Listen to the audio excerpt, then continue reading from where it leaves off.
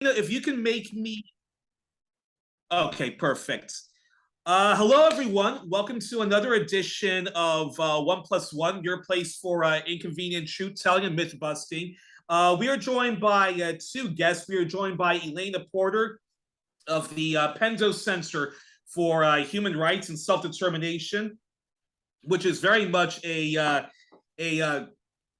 radical very much a radical self-determination organization that advocates for nationhood and for a much more radical decolonization for Afro-Descendant people. And my other guest is Alfred De Zayas. He, like Elaina, is our returning champion. Alfred De Zayas is an independent international diplomat, was the special UN rapporteur for a much more equitable human rights, and he spoke out against the sanctions that was in place on Venezuela, still speaks out against the sanctions on Venezuela, as well as the imperial project in Syria. And of course, he, like me, is a passionate defender of the indigenous people of Turtle Island, Australia, New Zealand, and wants a global international solidarity movement, Native Lives Matter, but of course led by indigenous people themselves. And we're on strict limited time, so let's get straight into it. So first off, Elaina and Mr. Zayas, thank you both for joining me today. Greetings, Dr. De Zayas. I'll jump right into the first question, and I understand that your time is limited, so you do have that list of questions, and I'm going to let you... I do have them in front of me. Yes, sir. And I'm going to let you pretty much guide this presentation. But the first question, which is one of my most important questions, is what is state responsibility and accountability in connection with international human rights, humanitarian, and criminal law? Well, that depends on what treaties the country has ratified. Obviously, all countries are members of the United Nations, so they're bound by the UN Charter. And the UN Charter in Articles 1 and 2 sets out the purposes and principles of the organization, among which are human rights, peace, and development. So there are countless resolutions of the General Assembly and the Security Council on the issue of self-determination. But of course, there's countless equivocation on the part of the United States, Canada, Australia, United Kingdom, and most European countries with regard to the concept of colonialism, neocolonialism, exploitation, imperialism, etc. Now, state responsibility, certainly for any international wrongful act, which means exploitation, slavery, modern slavery, there is an obligation to make reparation. We have norms, we have mechanisms, but we do not have enforcement. There is a very large implementation gap. And even when the United Nations highest judicial instance, the International Court of Justice, condemns the United States or the United Kingdom or France in matters concerning self-determination or concerning colonialism, these countries ignore those judgments of the International Court of Justice because there's no enforcement mechanism.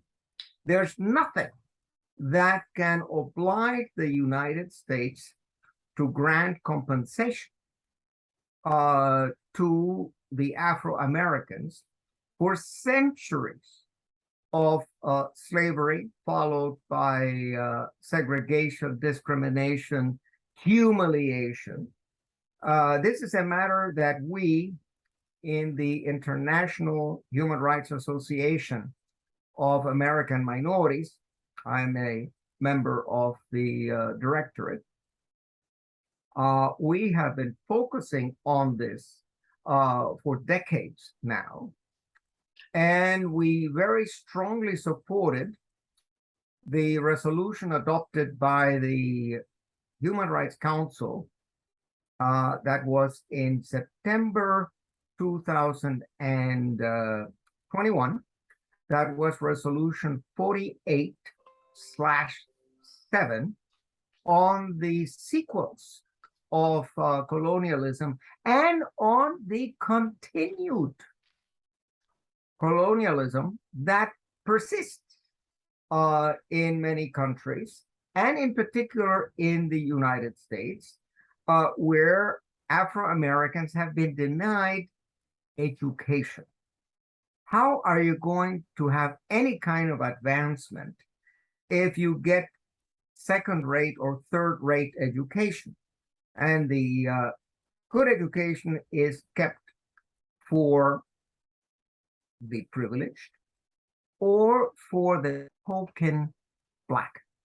I remember when I started my career as a lawyer on Wall Street, that we had one very gifted young Afro-American girl, lawyer, and people would talk to her as the token Black in the Wall Street office. And I said, she has every right to be here. She has just as much right to be here as me. On the other hand, people said, well, it's politically correct at least to have a token Afro-American in the firm, and that was her function. Nothing else, just to put her as a pretty face on the vitrine. So going back to accountability, there has been no accountability. My hope is that with education and with enlightenment on the part of the American intellectuals, that some accountability will be demanded. And again, I'm not in favor of the use of criminal law. Criminal law is always ex post facto. I'm only concerned with prevention of future violations Yes, sir. of human rights. Yes, sir. And in creating an atmosphere of respect, mutual trust. Yes, sir. Which can only be achieved through education and through media that supports this kind of education. The problem American press with the corporate media is that they only feed you what is convenient for the corporations. Human rights in the United States are business-friendly human rights. So the human right to food, the human right to water, to sanitation, to housing, to education, that is second rate, third rate. So let me go through your questions very quickly, and then in fact, that's actually a good segue to question number 2, Mr. De Zayas. I have a follow-up question for the first one. Dr. Oh, go ahead. I have studied the Bosnian case and the enforcement, and you are correct. The enforcement is very slim. My follow-up question is there a way that groups like national liberation movements like the one that I'm involved in, or emerging states, can place a FIFE, a lien against the United States assets internationally? If we were to internationally, no judgment, and you won't find any international court that would take it. I'm afraid that you would have to fight it domestically in the US courts, and that is an uphill battle. The same situation faced by the indigenous, whether it be the indigenous in Alaska or in Hawaii, etc., who have been trying to assert rights to their traditional lands, rights to like, the Kingdom of Hawaii that was overthrown by the United States in 1893. And still the family of the Queen is alive, and I'm in contact with them. And they've had any number of encounters with the law. They've been trying to recover their property thus far without success. But that is partly because of the mindset of the judges. The judges are so much convinced that we are, by definition, the good guys. I mean, we, the United States, are, by definition, the city on the hill. We have inherited America and Hawaii and the Philippines and everything, and Okinawa, because God wanted that. And the only Afro-Americans who have managed to gain, shall we say, a level of respectability and prosperity and even influence are those who have decided to advance the agenda of the white Anglo-Saxon Protestant establishment, meaning Condoleezza Rice or Susan Rice or Lloyd Austin or Colin Powell. Definitely they were serving the establishment. The moment that you want to serve the Afro-American community, you're no longer serving the establishment. What you can do, of course, is prepare a strong brief together, say, with the International Human Rights Association of American Minorities, with any number of other associations that have consultative status with the United Nations, and to send a documentation, shall we say, a shadow report about these crimes committed over centuries and also in the last 5 decades in the United States, and ask the International Criminal Court to start an investigation.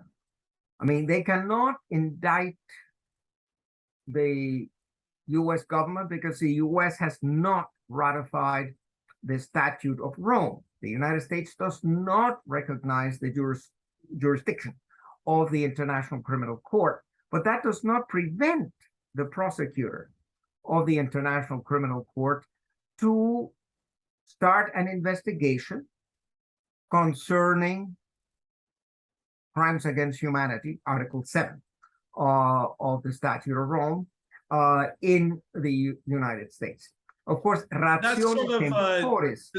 Does that sort of answer the second question you had prepared, Elaina? Does the ICC have jurisdiction over the human rights abuses and crimes against humanity committed against US Afro-Descendants? Yes, it does. He answered that question. Well, the usefulness of an investigation is awareness building. The main problem, whether it be the indigenous or the Afro-Americans or the Chicanos in the United States, is the information war. The way that the narrative managers in the mainstream media suppress inconvenient information and actually disseminate fake news and disseminate subliminally prejudice against Afro-Americans. So, I mean, you are, shall we say, already a priori suspect of having criminal intent. You are suspect of wanting to shoplift. I mean, when someone gets investigated for shoplifting, is frequently an Afro-American. They would not pick up an elegant lady, blonde, blue-eyed, even if she's shoplifting, because there is this inbuilt prejudice that Afro-Americans are going to do this or that. Another problem, as I say, is our fake religion. We call ourselves Christians, but we're not. We are so far away from the Sermon on the Mount. We're so far away from the idea that we're all a family, and that if you're in prison, we should go and visit you. If you are naked, we should clothe you. If you are hungry, we should give you food. If you're thirsty, we should give you water. And the idea that peace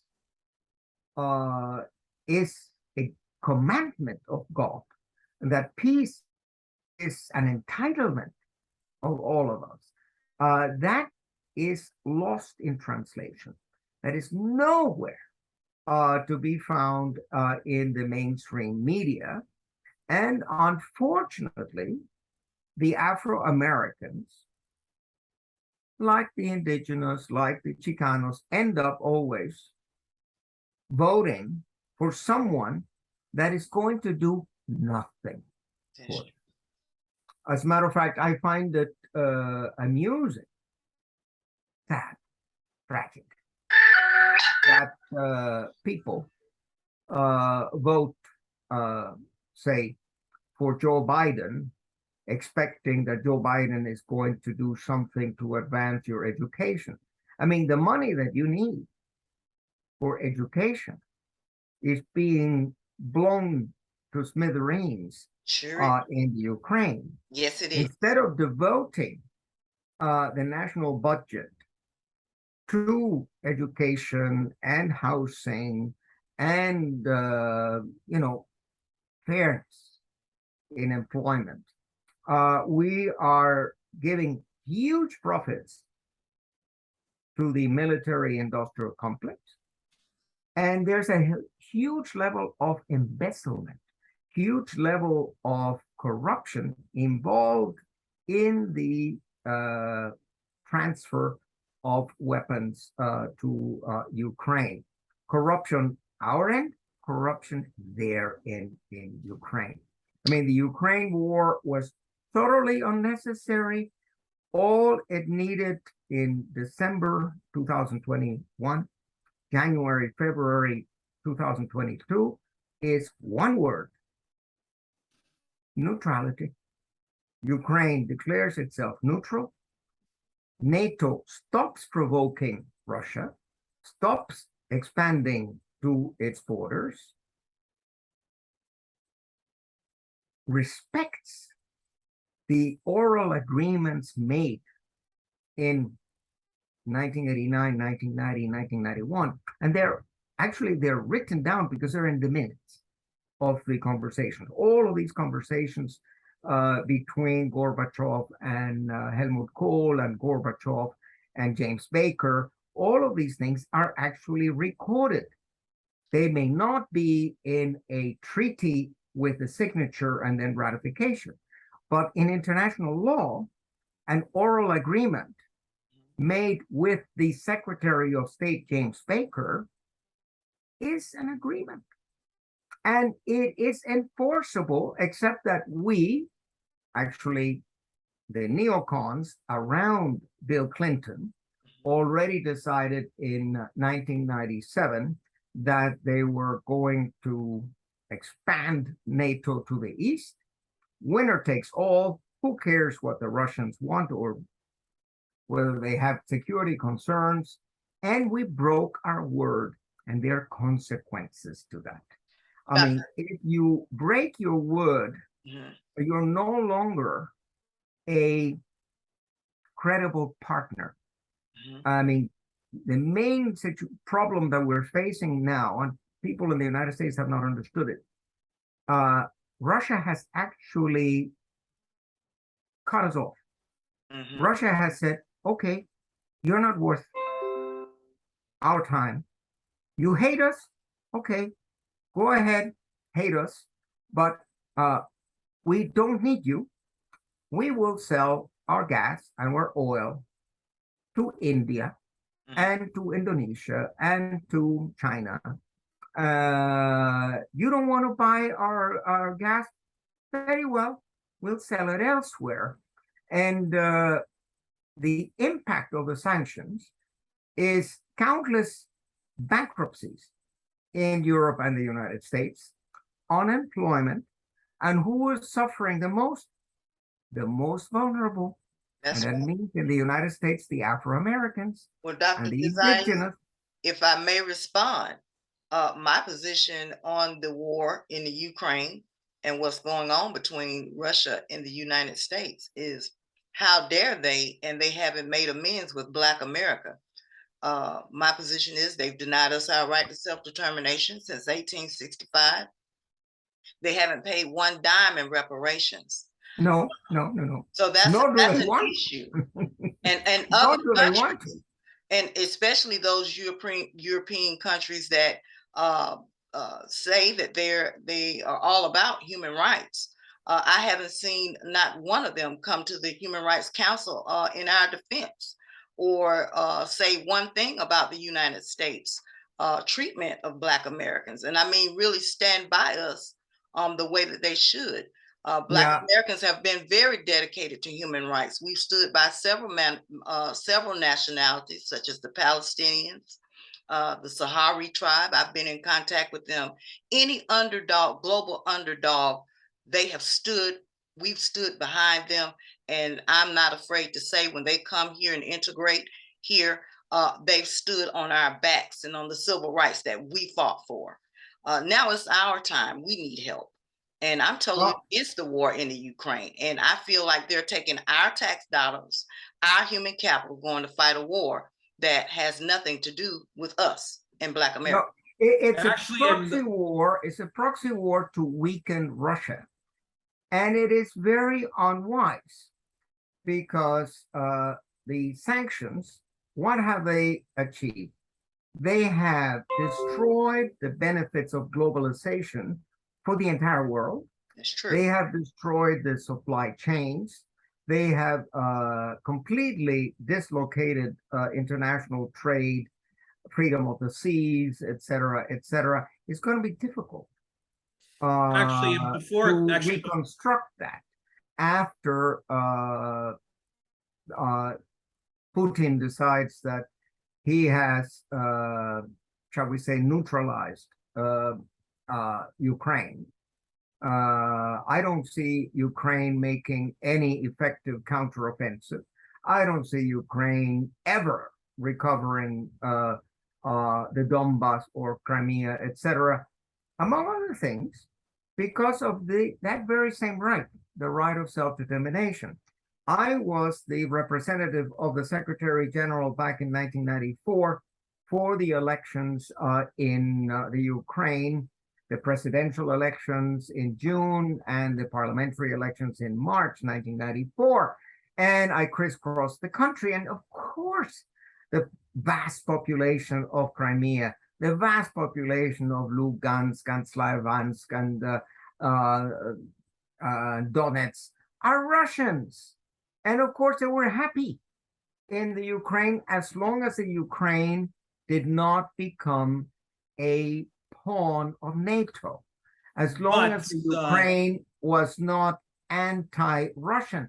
But the moment that the United States and the European Union and George Soros financed all the NGOs that fed into the coup d'etat against the democratically elected president of Ukraine, Viktor Yanukovych, at that moment, obviously the Crimeans and the Donbass Ukrainians said, forget it.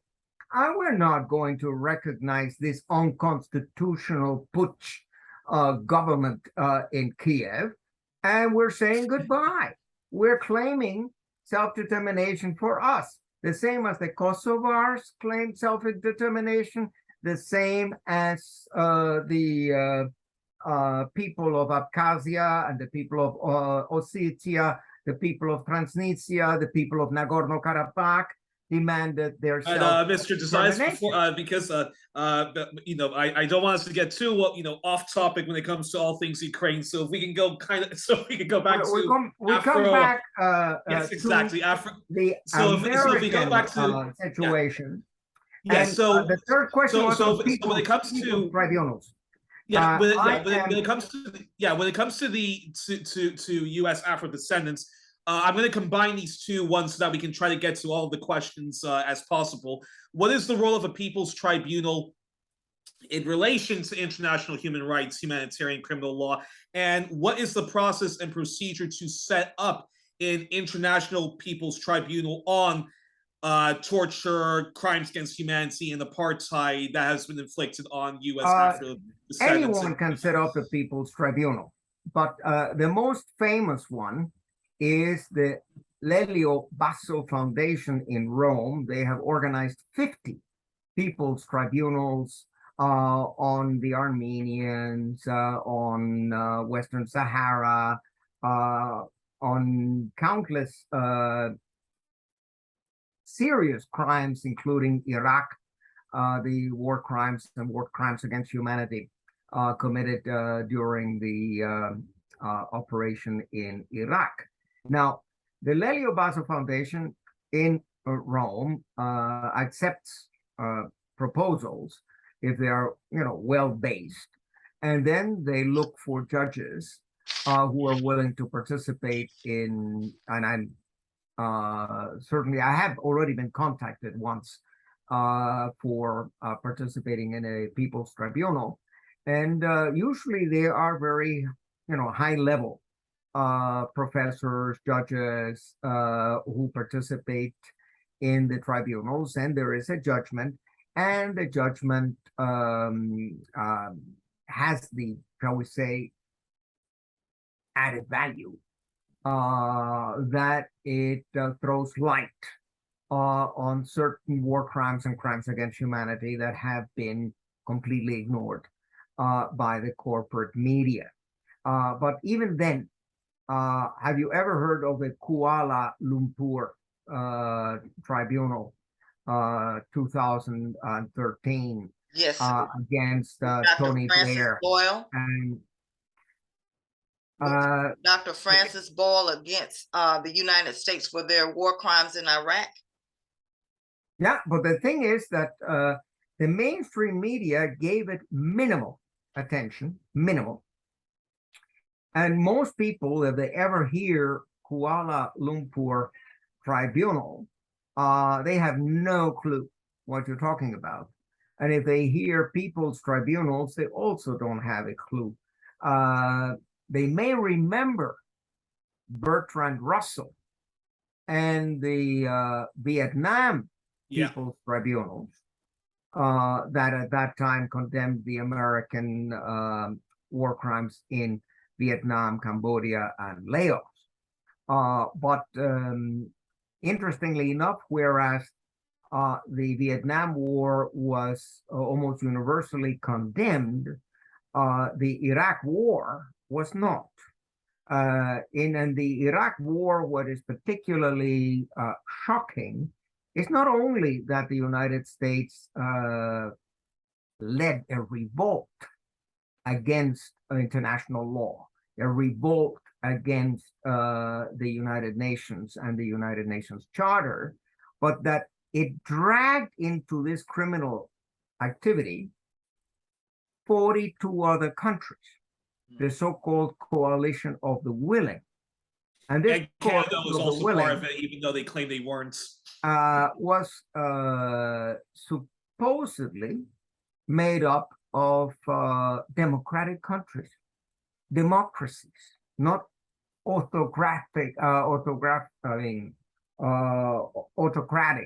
governments. These were supposed to be the good guys. Now, when the good guys revolt against international law and devastate a country and a people, that's true. I mean, it's an estimate of 1 million Iraqis who eventually lost their lives because of the 2003 invasion. No one has been punished for it, and history books don't carry the condemnation that it deserves, and the media does not remind you of the crimes that were committed in our name. And that means also, I'm an American citizen, so are you. I mean, these crimes are actually committed also in the name of Afro-Americans, because you are Americans. And these crimes somehow tarnish our shield when we think that we are the good guys, where we're anything but We're the good complicit. guys. We're complicit in the crimes against humanity because Absolutely. we have But Black then, soldiers that participated. And that's why we propose that we have a confederated insular nation state here in the United States. So well, I mean, that would not be out of the question. And the same thing goes for the indigenous peoples of America. I think that there is so much land in the United States that certainly, you know, half of North and South Dakota could be given back to the Sioux and to the Cree. That's true. And same thing and there going is all the, there, Dr. De Zayas, in those Black hills. There is all. There's the equivalent of the all is the equivalent to Saudi Arabia, from what I understand. Yes, yes. Except that we whites want to steal it. And the transnational corporations want to steal it for themselves and give nothing to the indigenous. That's what happened in Alaska. There are trillions and trillions and trillions of dollars of gold and uranium and oil and gas in Alaska. And who has made the profits from it? The transnational corporations. The indigenous of Alaska are as poor as church mice. They cannot even hire a decent lawyer to represent their interests in the Supreme Court of the United States of America. So these are endemic problems that Elaina, have to be addressed. Yes. And that's a perfect segue to question number 5. Elaina, I think it's best you ask question number 5 because it's a really good one. Okay, this is question number 5. Let's see.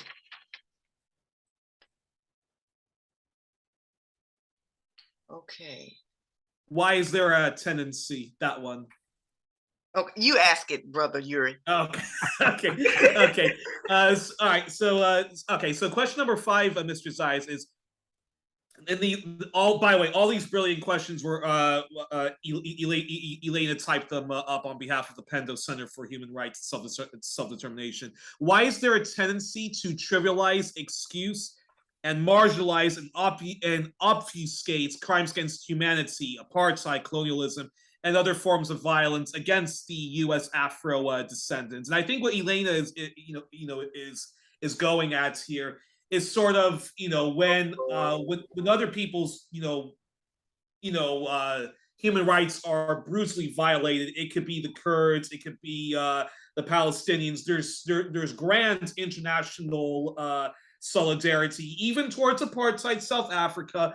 But when it comes to what's taking place within the U.S. borders, specifically against African Americans, there seems to be a minimization of that. What's your response to that, Mr. Zayas? Well, the non-governmental organizations, civil society, this movement started pretty well in the 1960s and 70s.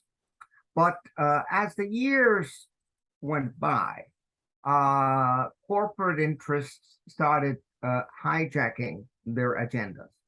And of course, it's the donor who determines the music. And Amnesty International, Human Rights Watch, the International Service for Human Rights, etc., are more or less in the service of the hegemon. I mean, they are good attack dogs against Russia and China and Venezuela and Nicaragua, etc. They write report after report on human rights violations in Nicaragua and Venezuela, but they don't focus in the same manner on human rights violations in the United States, in the United Kingdom, in France, and in Germany, etc. And part of the problem, and if they do it, and if they do, is a very minimal compared to when they strongly condemned, say, I don't know, Saudi Arabia's war in Yemen. So it's a very minimal. well, They do that criticize definitely deserves Britain. being condemned. Yes. Saudi Arabia is one of the worst among the rogue countries of this world. And the crimes against humanity that Saudi Arabia has already committed in Yemen in total impunity continue, like the crimes against humanity of Israel against the Palestinian people, and in particular against the hostage people in Gaza.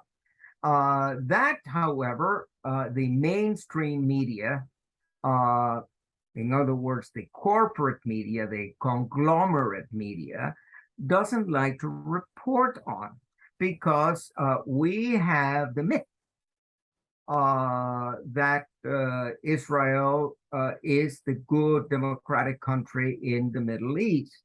And we also have, shall we say, a curious friendship with Mohammed bin Salman, the crown prince of Saudi Arabia, because he sells us oil, and we need oil for our industry. The fact that the Saudi American journalist Khashoggi was murdered and then quartered and then dissolved in acid in the Saudi mission in Istanbul, we conveniently forget that.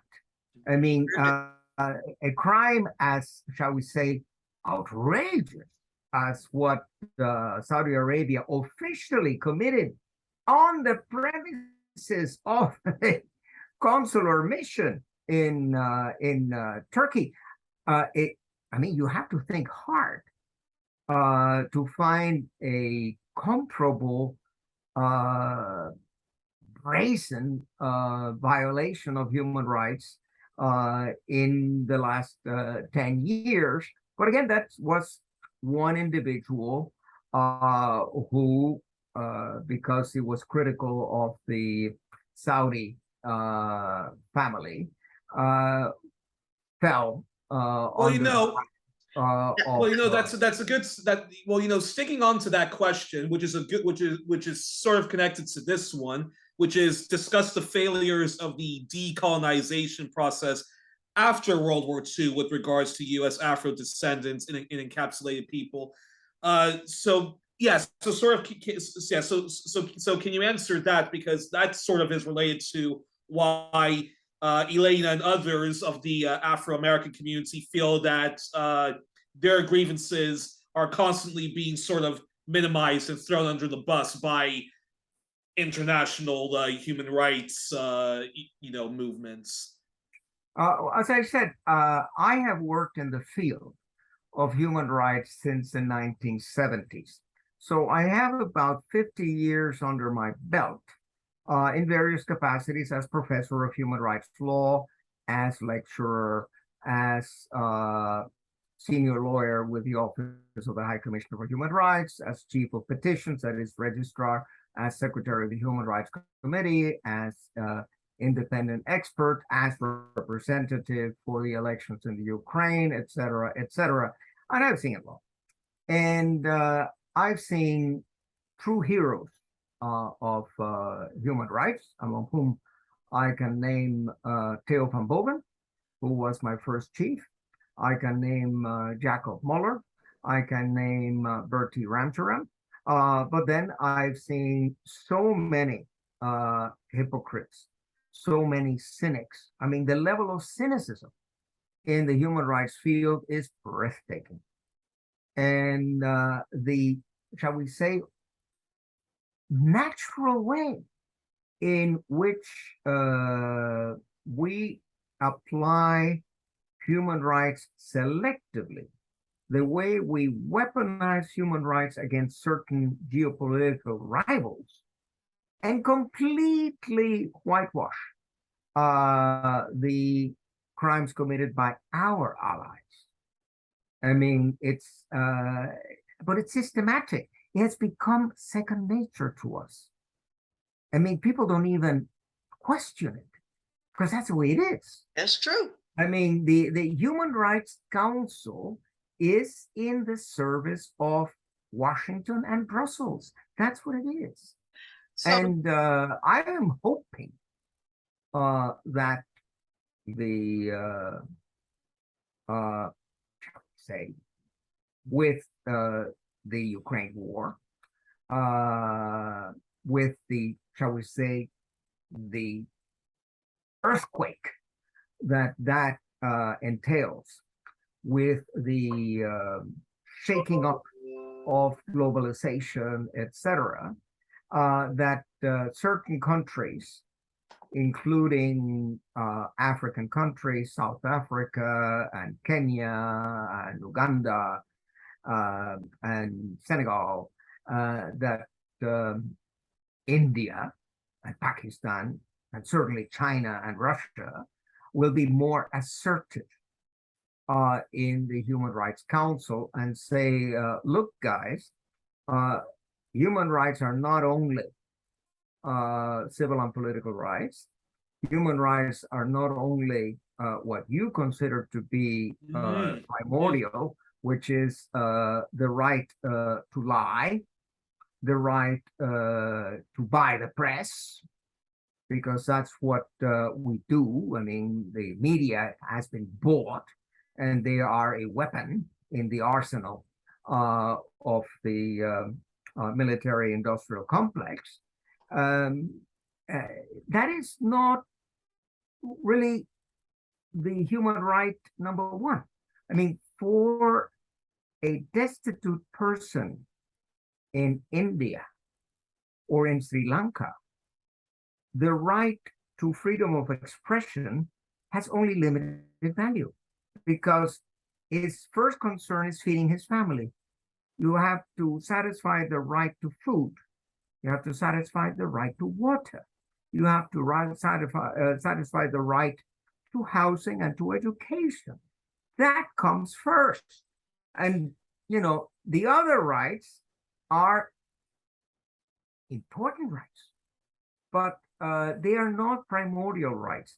And what it seems as if African Americans are only given very limited, political representation and very little space to air their grievances, but not the sort of fundamental human rights that you've just described. And that's a perfect segue into this question, which are, what are the mechanisms Brother Yuri, may I respond to that comment?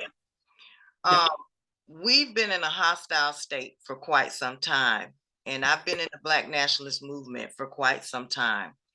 And there are parts of the Black nationalist movement who are ready to escalate to violence.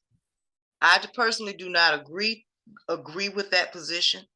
I would never support that position because we are in a hostile state, and that's committing suicide. It's not only bad for people who are in this Black nationalist movement, but it would be bad for our population as a whole. That's right. We would be committing suicide. You cannot forget that Afro-Americans used to be lynched in Florida, in Georgia, in Alabama, in Mississippi, in Arkansas, in the South. Yes. Besides, and we're all the Afro-Americans were killed in the North. But what was particularly, shall we say, obscene about the persecution of Afro-Americans in the South is that you would actually organize a lynching, and I've seen photos of that, and you would have families go there to watch it. Yes, they had So, barbecues. I mean, you wanted to watch how this poor Black man, who might even have been totally innocent, was hung, and how he would kick. And you would bring your kids to watch that. And these photos are very revealing of the kind of society that we still are. I mean, I would be very careful with giving any excuse to the radicals in America to say the Afro-Americans are all terrorists, they're all criminals.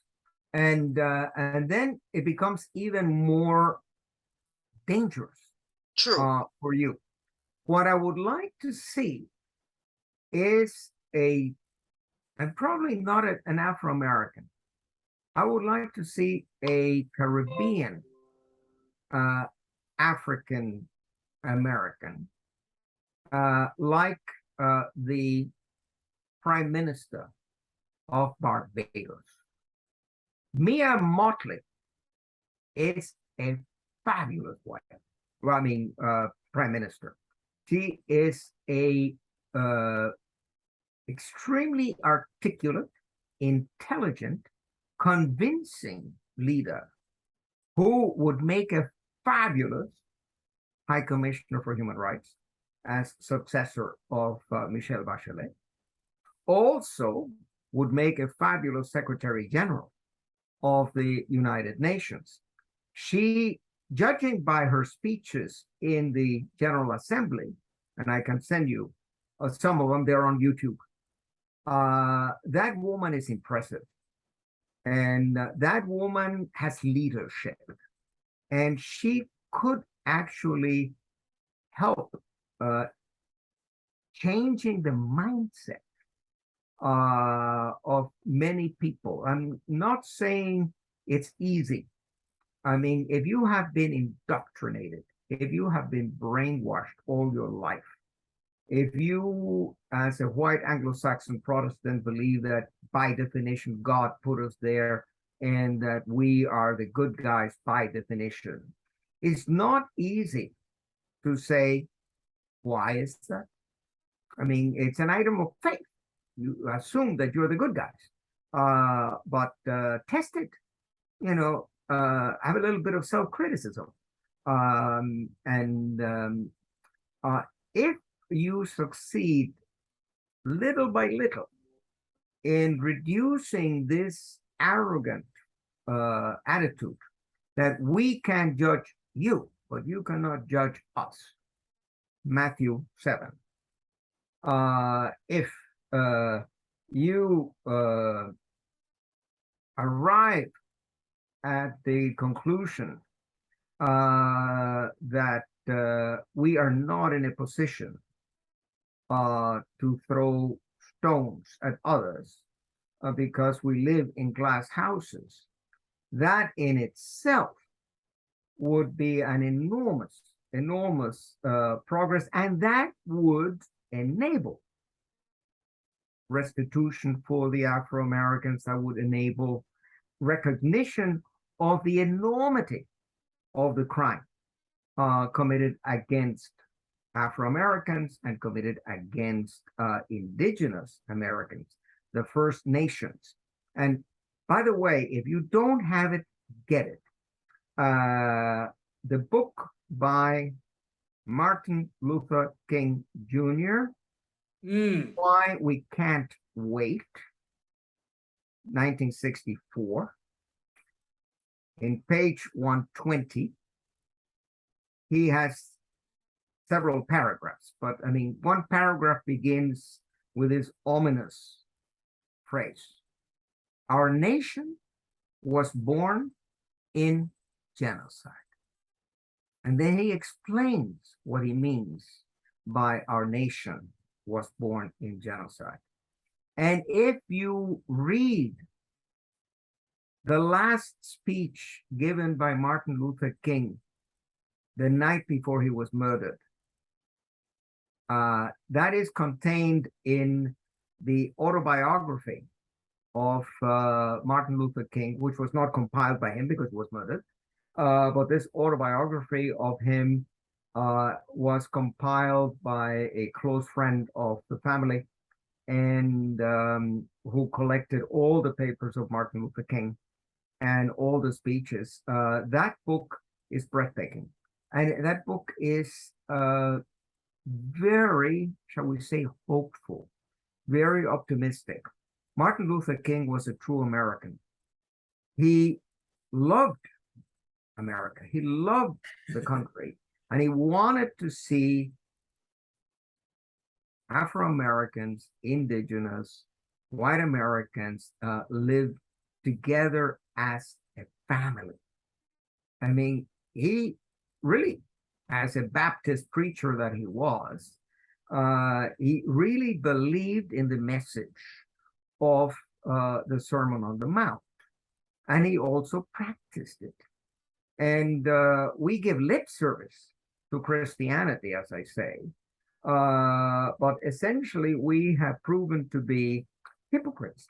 We have proven to be very, very bad Christians. But all that said, but all that said, Mr. De Zayas, and that's a perfect segue. We're almost done with we're almost done with these questions. But given all that Elaina has said, that we are in a hostile environment, and even though there are some people within our community who want to take up arms, like the Black Panthers, like Brother Malcolm, and even Khalid Mohammed has said. But given that the U.S. military itself is so powerful and would wipe us all out and even further subjugate not just us, but our indigenous brothers and sisters and our Latinx brothers and sisters, what are the mechanisms for the achievement of self-determination that are anchored in the United Nations? One question, Brother Yuri, that I did have before we segue into that one. Okay. From my studies, I understand there is a certain threshold that internal colonies could cross to bring on that violence, and I don't believe we've done that. Would you please discuss territorial integrity? When would we be actually violating the United States territorial integrity? For example, there's a NGO out of Russia that has reached out to one of the members in the Black nationalist movement, who will be assisting with elections for the right to self-determination. My position is we don't want to violate their territorial integrity. I don't want to be the one to facilitate a genocide here in the United States. From your observations, when would we cross that threshold? Difficult question. On the other hand, through education, if you make the right of all peoples to self-determination popular, accessible, that people understand that democracy is ultimately self-determination. Freedom is ultimately self-determination. They have to understand that the right to, shall we say, shape your own future is a very fundamental right. And that is what self-determination means. And the Afro-American population in the United States has that right. You are a people. And Article 1 of the Covenant on Civil and Political Rights and Article 1 of the Covenant on Economic, Social, and Cultural Rights guarantees that right of self-determination. And as I say, not right to self-determination, which is sometime in the future. It is right of self-determination, which means it is inherent to your identity, is inherent to your being as a human being that entitlement attaches to you. And it's quite normal that you have the aspiration to shape your future and the future of your children and grandchildren. And that has to be respected by the community, by the municipality, by the state, by the federal government. What is more, shall we say, technically different or difficult is the idea of drawing frontiers. I mean, do you want to have a separate state within the state? If I may, it is sufficient. If I may, that the type of state that we would like and the type of political relationship that we would like with the United States is a confederated, insular, free association nation state with negotiated external sovereignty. Because we have an interest here. We don't want to tear up our country. We don't want to destroy our country, and we don't want to invite people in who wants to destroy the infrastructure and to destroy our country. But we do want our piece of the pie, and we want legal, economic, political partitions. Yeah. Participation is the word. You want to be able to participate in the prosperity of the country and not have the wealth of the country simply hijacked by a handful of people. True. By the so-called 1%, which actually is less than 1%, who own most everything. I think that in order to get there, you have to educate, shall we say, the average citizen, even the average Afro-American citizen. And that entails, shall we say, the support, the cooperation of the media. And right now, the media makes money on the inequality that prevails in the United States. The media wants to maintain this inequality because people are making a profit out of it. And so they are not likely to give you a platform. They're not likely to give you any visibility. I mean, I am amazed that when I published a year ago, not even a year ago, it came out in September 2021, my Building a Just World Order, how little the press reported on it. I mean, I have put out 25 principles of international order, which the then president of the General Assembly called the Magna Carta for the 21st century, which has been highly praised by very important professors of international law. But since I am not singing the song that they want to hear, they're not giving the book any visibility. And that is why I wrote my new book that came out a month ago. This is brand new. Live breaking news, countering. This is countering mainstream narratives, which is very important because the information war is actually directed against you.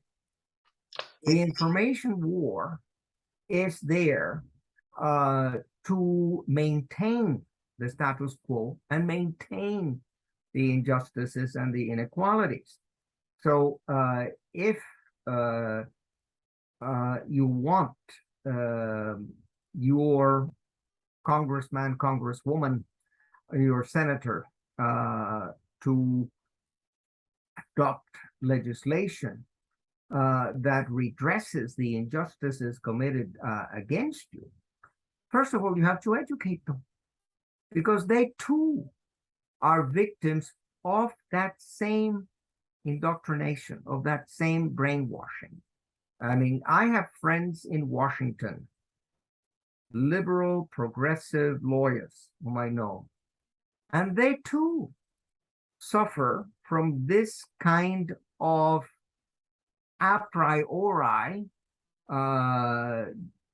judgment of whoever can be perceived as a danger, the Afro-Americans, or Russia, or China, etc. Instead of saying, wait a minute, they exist, huh?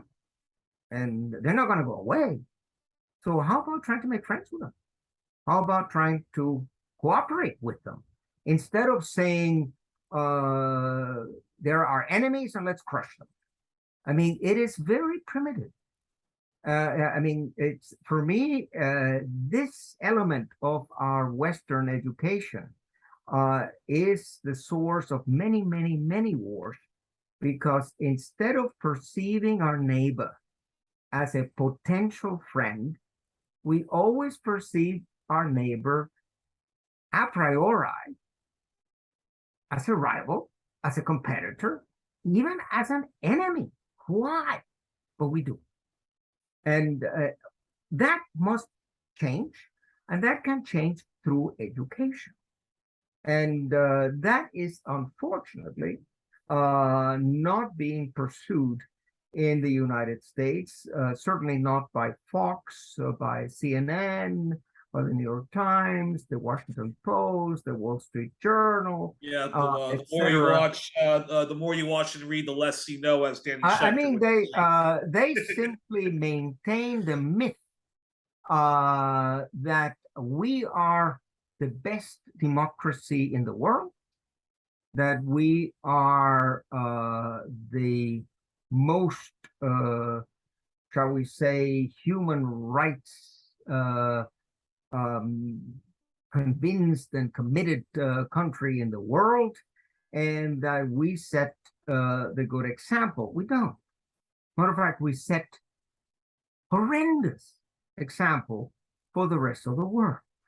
I mean, when we flout the judgments of the International Court of Justice, when we violate the UN Charter in total impunity, what does that mean for the rest of the world, for the Asians and the Africans and the Latin Americans? It means if the Americans can do it and get away with it, we can do it and get away with it. Dr. De Zayas, do you think the UN should be dismantled? No. I think if the UN did not exist, it would have to be invented again, because after all, I must say, the UN, 1962, Cuban Missile Crisis, if we had not had the United Nations, a forum in which Adlai Stevenson III could debate Valentin Zorin, and the whole issue of Soviet missiles in Cuba could be discussed in the open, I think that either John F. Kennedy or Khrushchev would have pressed the red button. I think that we gained, shall we say, time by allowing some kind of civilized dialogue, which is, of course, what we need also in the Ukraine. I mean, the idea that winner takes all and that there's going to be a victor in Ukraine is ridiculous. I mean, Ukraine is not going to defeat Russia. And in fact, in a situation like now, when you have Russia with the biggest nuclear arsenal in the world, even bigger than the United States. That's true. And China with a very significant arsenal, and both of them completely capable to deliver them. I mean, you don't play with fire. No, yeah. You can make a In fact- mistake. And In fact, instead of de-escalating, we are escalating And as I say, for you, Afro-Americans, it is particularly criminal because that goes out of the national budget. You need much more money for education in Alabama and in Mississippi and in Arkansas. We live in intergenerational acute poverty. The majority of Black America, the infrastructure is deteriorating. There's still no water in Detroit. People have lost their property. We have a homeless crisis in every state in the United States where we make up the majority population of the homeless. We're being dispossessed of our property, property rights, and land rights. And it is criminal. And the mainstream media turns a blind eye to it. The mainstream media does not report on it. It reports on the crimes of Vladimir Putin. That is our enemy. We are focused on this one enemy, and everything else that is happening in America is not important. It's just left there to forget. But let me finish, because I mean my wife just said it's dinner time. In fact, there were a couple more questions, and I can just we can save next time if there's. In fact, actually, question 10 we're going to save for next time because we're going to need another panelist on for that, Dr. Ansari. But then, so Mr. Zayas, answer the last two questions. But I just wanted to say, in response to Elaina, whether we should, abolish the United Nations. I think what we have is a democratic deficit. I think the UN can be easily radically reformed, just like the European Union, I think, can easily be radically reformed. But not the way that Olaf Scholz wants to do it, by doing away with the veto. I consider that the Brussels bureaucracy, and I know them well, is completely out of control. And the Brussels bureaucracy is encroaching in the internal affairs of the members of the European Union. It is imposing values that are not universal values, that are, shall we say, woke values on member states of the European Union. And at least they still have woke values and have socially conservative values, though. I'll just say that. They still have the possibility to bail out and say, like in Brexit, goodbye. And I think that if Brussels touches on that breaking mechanism, I think that the result is going to be that several European Union countries are going to exit.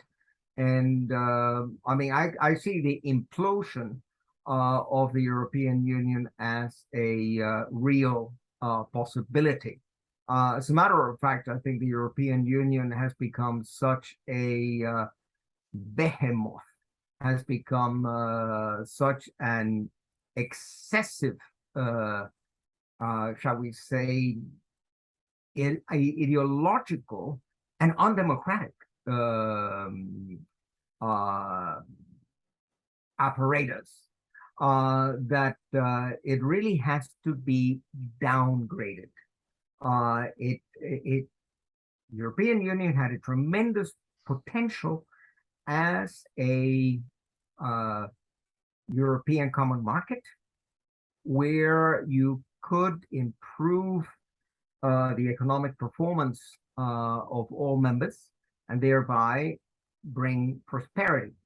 But the European Union, the moment they politicized, they brought politics and geopolitics into their scope of activity instead of the original economic cooperation vocation of the European Union. They are really undermining the future of the organization. I mean, I see And they're it, also being a partner in crime to the Anglo-American Canadian Empire. But then while we still have you on, Mr. De Zayas, and I know that your time is limited, I think question 8 is probably too broad to answer, so we're going to save We that can for wait another until time. next time. yeah. But while we There, still have for you, question 8, I say read report A/68 slash 2070. No, strike that. A/69 slash 272. A/69 slash 272 is my report to the General Assembly on the theory and practice of self-determination. Thank you. And and you you will can apply see to, and you think it can apply to the Black diaspora in the of US? course, it can be applied to them. You will see the philosophical underpinnings of this right of self-determination, and it must be discussed in a sedate manner, in a civilized manner. I mean, it is an entitlement of every human being and of every community, and it must be recognized as such and not be put in opposition or in competition with the principle of territorial integrity. Both can coexist. And that is what I argue in my book, Building a Just World Order. And I also have a chapter here in Countering Mainstream Narratives, where I deal with the scope of self-determination and the application of self-determination in many current situations. And it would apply to the indigenous of America, and it would apply to the Afro-Americans as well. But I think that if you don't have contacts with the International Human Rights Association of American Minorities, I think you would find it worthwhile to reach out. And then the melting pot policies Yes, of the United yes, States, and that that's of course, and that's our final question, which was it would be discuss nice if we were a melting pot, because that means there would be no more racism. That means that there would be no more discrimination. That would mean that we're all a family and we're all brothers and sisters. I mean, that would be nice. It conflicts with We are reality. unfortunately not a melting pot. We are a pot in which the beans are kept on one side and the meat is kept on the other. And that actually should be mixed together. And in order to reach that, you need, as I say, education and better history books. One of the arguments that I make is that fake news, myths,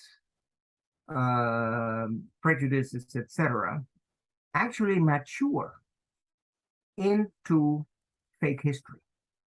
And I teach also history. I have a PhD in history. And I am appalled at how bad textbooks in history are. I mean, what selection they bring to the student, what prejudices they carry to the students. So, I mean, I give to my students, I say, you use the textbook only as a help. But I want you to read Martin Luther King in original. I want you to read John Mersheimer in original. I want you to read Abraham Lincoln in original. Not what people say what Abraham Lincoln said. What did he say? His speeches are all in the internet. Read them. And I think if I succeed in teaching my students to self-teach themselves, to inquire, to ask more questions, not to accept everything that they read in the Wikipedia, which, by the way, is a disgrace. The Wikipedia, I tell my students, don't you dare cite the Wikipedia. Because sometimes that it's good, is though. a totally unreliable source. It is good if you're looking on, find out more about the Vanessa Atalanta butterfly. Yes, the article on the Vanessa Atalanta butterfly is a good one, but it's not a political article. The moment you get into a political or a historical article, there's going to be such a slant, such a skewed presentation, such a narrative that serves the establishment, that all I can say is to my students, don't use it, because you'll get a lower grade. You can use the bibliography and then read the books in the bibliography. There, you can find the information you need, but not through the filter of the Wikipedia. And here I see forced assimilation. That I consider to be a crime against humanity. I mean, you have a right to your identity. You have a right to who you are. And I think that the most important right, ultimately, is the right to be you. I have the right to be me. You have the right to be you. And you should not allow yourself to be just simply absorbed into an amorphous American identity. No, America is rich enough to have many types of Afro-Americans, many types of indigenous and Chicanos and Cuban Americans and Nicaraguan Americans and Indian Americans and Pakistani Americans, etc., etc., as long as they all respect each other. So I mean, I nationalism. respect you for what you are, and even if I'm wrong, I think that there is a right to be wrong. I think I have a right to have an opinion, even if it's wrong. And then I hope if somebody says, Alfred, you're wrong, and you tell me you're wrong because A, B, C, and D, I'll think about it. And maybe I change my position. But again, I dislike this attitude, this arrogant attitude of the New York Times and Washington Post, that only one position is acceptable, theirs. And then your own is not important. So forced assimilation is a no-no. And you are right on focusing here on the retardation of socioeconomic and cultural development. Surely, if you are denied the opportunity to, shall we say, develop your potential, to develop your personality, obviously, you are handicapped. So that is where politicians, especially at the local level, at the municipal level, can achieve a great deal. And there's good people. There's good people in all 50 states, except that they're not always in the right positions. But if the municipalities insist on ensuring equality of opportunity, that is crucial for all members of the American family, whether they be minorities, whether they be Afro-Americans. I hesitate to call Afro-Americans minorities because you're a very, very substantial portion of the American people, and many Afro-Americans have died. Elaina also fighting for the challenges US. she also challenges that notion that we're a simple minority. So interesting that she mentioned that. You are very numerous, and you have made enormous contributions to American culture, and that has to be recognized. And recognition for your achievements in the cultural field, in literature, in music. You have plenty to be proud of, but those were the, shall we say, the lucky few who enjoyed a measure of education and who could emerge and project their intelligence to the rest of society. But that still is not recognized in history books. So that, as I say, and I tell my students, I want you to study from cover to cover. And let's not forget Brother Malcolm too. Yes. Okay, on this happy note, I leave you. Thank you because so much, Dr. De Zayas. My wife wants dinner. Thank you. Elaina, don't press stop recording now. But first of all, Mr. De Zayas, thank you for joining us. But so you can go. But me and Elaina, we're still going to record just a little bit more. Very good. Thank I'm you, leaving Dr. them. De Zayas. And we look forward to having you back on another time. There will be a next time. Yes. Okay. Take care. Bye-bye. Thank you.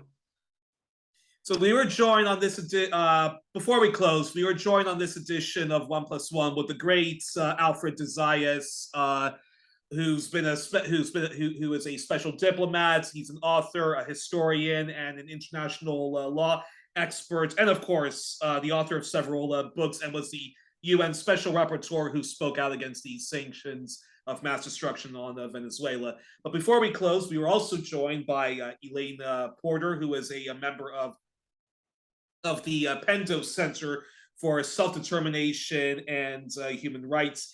Now, Elaina, this is a very odd thing because you're actually the one recording this. So when I am not technically savvy, so give me the steps A, B, and C.